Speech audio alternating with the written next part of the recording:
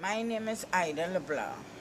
I am the General Secretary of the National Union of Domestic Employees, NUDE, in Trinidad and Tobago. Even though they have 10 categories that can move freely, there is nothing in place really to ensure that domestic workers move freely. For example, who is a domestic worker? You know, the people that we have to meet at the borders, the immigration, they don't all form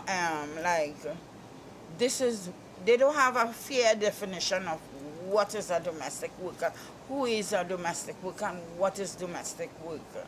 So we are really troubled about this issue because we don't want to know that domestic workers who expect that when they reach to the country and they can move freely, thinking that they can move freely, send back to the country.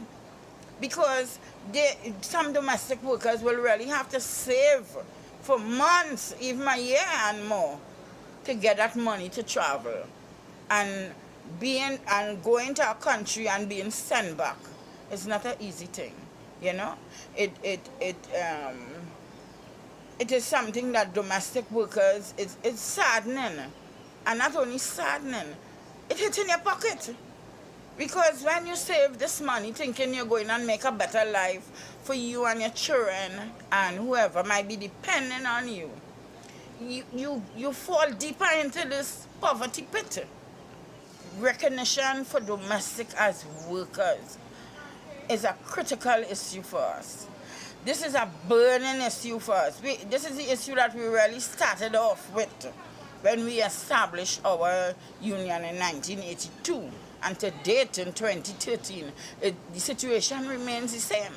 Because if domestic workers are not recognized as workers, and you have 10 categories of workers that could move freely throughout the Caribbean, and you're saying domestic workers are one of the categories, and we are not recognized as workers in our own country, to me that is confusing to domestic workers, you know.